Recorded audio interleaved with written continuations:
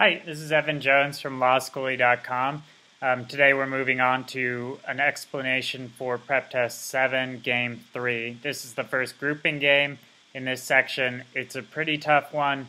There's not a lot of rules, and you have to get good at kind of moving the pieces around quickly to solve the problems. Also some difficult inferences that you might or might not get right away, and that's going to be fine. So we'll take a look at how to solve it, how to attack it quickly. I haven't actually done this one in a while. I wanted to sort of attack it for the first time with you guys so that you can kind of see when stuff happens, when inferences might get made if you're in an actual game time situation. Okay, so let's take a look at it. For the setup, we have 7 judges, and they're voting either for or against this petition. And that's a dead tip-off to me that we're in a grouping game type situation. Right away I'd want to kind of divide things into my for or against, my two sides. And you can think of it as being somewhat similar to an in or an out game, with just two simple groups, and if they're not in one, they're in the other, because each judge either votes for or against this. There's no abstaining or anything. And these 7 judges have subcategories. They're either liberal, conservative, or moderate, and we've got 2 conservatives, so slap those up where you are, listing your variables. We've got 2 moderates, and then 3 liberals. Okay, so that's the basic setup. As far as the rules go, we're slapped in the face with this really complicated rule right away. So let's handle that. We've got if 2 conservatives and at least 1 liberal voted the same way as each other, then both moderates voted that way. So we were told C, C, and L, then the 2 moderates vote that way, right? And as far as leaving that down here and just not doing anything else with it, I don't think that that's really good. I'd, try to get it into a visual representation somewhere. So maybe off to the side I'd draw another diagram that was like for or against, and then I'd put what this looks like if we've got all these together, C, C, L, M, M. Maybe an arrow showing that it's then the 2 M's that go together there.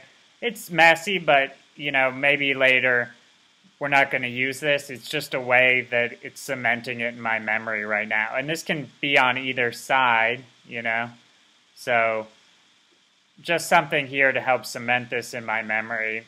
It's scrappy, but the most important thing is that you're identifying strongly with the rules so that you don't miss them in the future. So for now, I'm just doodling that essentially so I can put it in my brain. This next rule, if 3 liberals voted the same way as each other, then no conservative voted that way. So if we have liberal, liberal, liberal, then we've got no C's, which essentially means that if you have liberal, liberal, liberal, then the 2 C's are on the other side. So that's maybe a better way to draft that rule by having this visual representation, and that can flip around. So maybe have an arrow so that whenever you see this, it can jump over. But whenever you got the 3 L's, no 2 C's. Okay, at least 2 judges voted for data log, and at least 2 voted against. Okay, this is a wrinkle. Now I would put these 2 spaces in here, which remind us that there always has to be at least 2. You can't have a 6 and 1 setup or a 7 and none setup. Okay, at least 1 conservative voted against data log, so that puts 1 conservative always here. You can put that right in your main diagram as a constant reminder that there's always going to be a conservative here. And I want to note right away that this now makes it impossible to have certain situations. If you have this, you can't possibly, like we had in this diagram, have a conservative and a conservative over on the 4 side and end up with this situation. So what you have to do now is get rid of all that. I'm going to have to equip myself with a bigger eraser next time. Get rid of all that and draw yourself this Rule 1 scenario the only way it could be, which is with all that stuff grouped up in the against side. So you'd have CC, 1L, and then M and M. And I think, don't forget that we have this requirement that there be 2 things over here, so then our remaining L's have to be over here. So this is essentially maybe at this point I'm thinking that this is something that we'll see a whole lot, this setup, and just having it visually right there out for us, that Rule 1 scenario, is going to help us solve the problems much more quickly. Likewise, this LLCC thing can only occur this way, for and against, so I just would leave this here, because if you have 3 L's over here, then the rule makes it so, you can't have any C's with those 3 L's, so there's no way that the 3 L's could be over here. That would just be a big no-no. Okay, so question 13, this first question is not an acceptability question. If the 2 moderates did not vote the same way as each other, then which of the following could be true? So we do a little mini diagram. I know that I'm kind of cramped for space. You should have enough room to do it somewhere. And then we do moderate, moderate, and then we always have our C over here. So we've divided these 2 moderates up. The first thing you know is, okay, you can't have all these L's on one side, but I'm not worrying too much, well, because 3 L's can't exist with the C. I'm not worrying too much about looking at it kind of abstractly. I just go straight to the questions and see what's going on here. Which of the following could be true? No conservative and exactly 2 liberals vote for data log. So no conservative and exactly 2 liberals vote for data log. And that puts them over here. The issue here is that's now triggered this Rule 1 rule, where if we have CC and L, we have both moderates on this side as well. So this is something that can't possibly work. And that's out. That's not a could be true. So cross off A. Okay, B, exactly 1 conservative and exactly 1 liberal voted for data log. Okay, so we put 1 conservative over here, 1 liberal over here, and the rest have to go over here. And right away I'm seeing just no problem with that, so it's an acceptable order, and it's something that could be true. If you have to reacquaint yourself with the rules and think to yourself, okay, yeah, it doesn't violate that thing because we don't have the 2 C's and the L. It doesn't touch this thing. So there's no good, we've satisfied our C on the against side rule. We divided the 2 M's up like we had to for the question. Everything's good. As you get better and better, your ability to tell when something's not violating a rule, when an order is not violating a rule, will get more and more acute. And that's really necessary for quickly solving problems. And that intuition, that skill will build as you practice more and more. Okay, so that leaves us B as the correct answer for question 13. Okay, I've moved our main diagram down here so we have a little more room to do mini diagrams.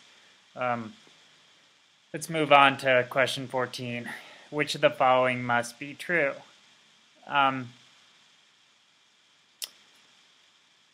this point, there's an inference that you could have made, but I don't really expect the typical test taker or even most of the good test takers to have made it at this point.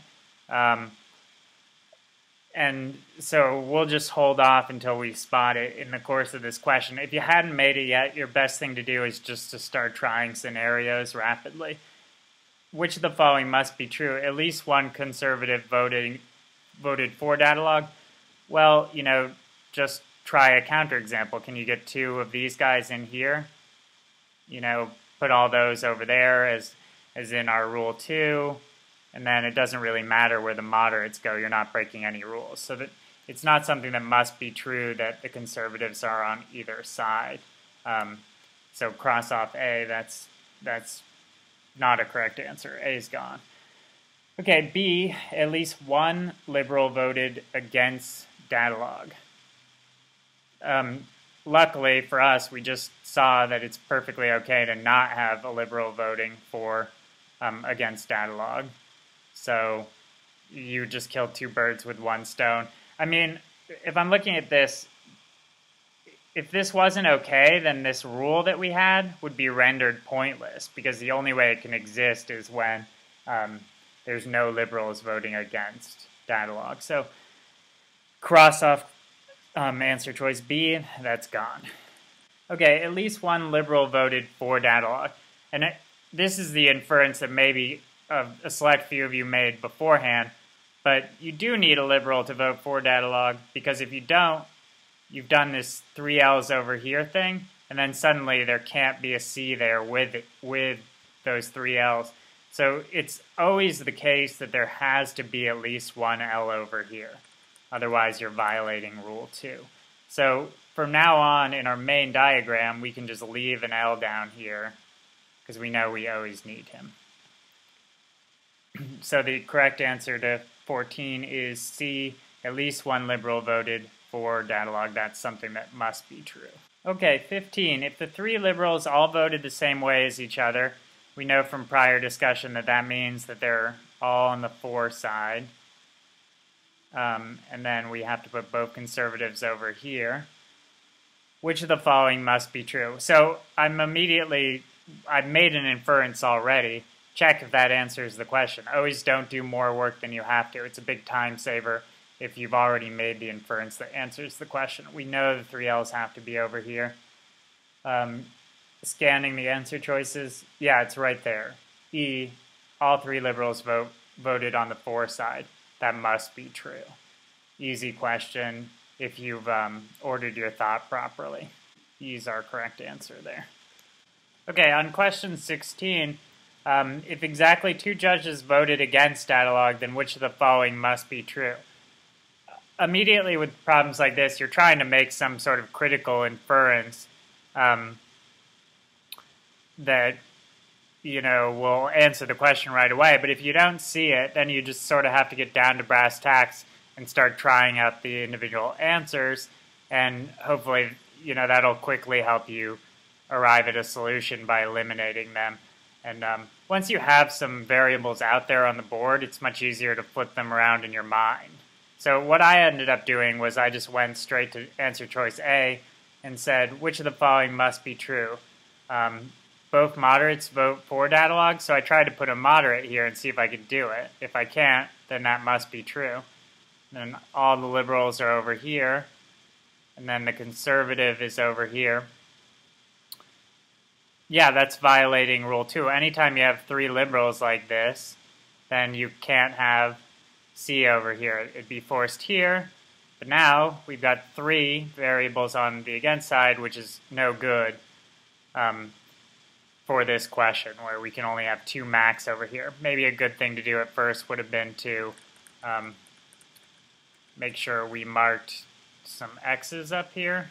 That is a powerful reminder that only these 2 spots can go down here. So that's great. We got to the answer A right away. That doesn't always happen. Sometimes it's E. But rather than panicking, be like, what do? I can't make an inference. Get straight to the questions, and good things will happen. Better test takers know when they should be thinking and when they should be doing. And this was, to me, a question that called for doing. So that's that. Okay, question 17 is sort of a tricky global question.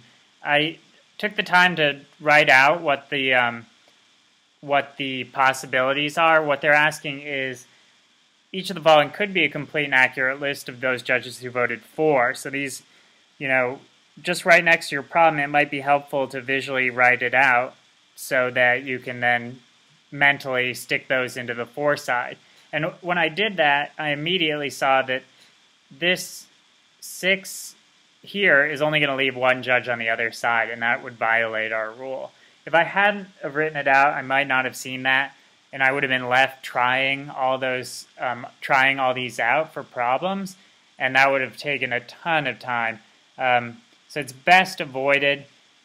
Another way to do it is kind of look for candidate answer choices that you want to try at first that look fishy, and hope that those aren't acceptable orders. And hopefully you'd start with these ones, at least these longer ones, because you'd be like, okay, C, we've seen that before, that's acceptable, right? That's our Rule 2 scenario. Makes that possible. We just add M and M here, right? This one doesn't look like a problem, right? We know the C's over on the other side, and he'll just be with a moderate and a liberal. And then you'd get to this guy, which is a likely culprit. And that indeed is not a possible order for the for side, because you only leave this one judge over here. So that's our answer. 17 is E. Okay, 18. If the two conservatives voted the same way as each other, but the liberals did not all vote the same way as each other. Okay, so we know we're in this world here. You got CC. We can't have all 3 liberals here, obviously. We got to split them up. So we've got at least one L over here, and we know that we've got at least one L over here, as always. So now, then each of the following must be true except both conservatives voted against data log. No, that has to be true, so that's not our answer. Okay, both moderates voted for data log. I'm looking at this, and right away I'm thinking, okay, we could split up the 2 moderates. No rule here. Actually, I'm sorry, I have to correct myself here. This activates this scenario, so we're actually in this scenario here. So sorry for not recognizing that quicker, but now our life is definitely easier because we know we're in this Rule 1 scenario. I mean, once you get to that, you should, bam, a light should go off in your head and you know, oh yeah, baby, I've solved this problem. It's dead. So now just go down your answers again. Both conservatives voted against data log. Yeah, that must be true, so that's not our right answer. Both moderates voted for data log. No, in fact, that must be false. So that's our right answer. Anything that must be false is certainly not a must be true. So circle it. Circle B is your correct answer, and move on. So that's the game.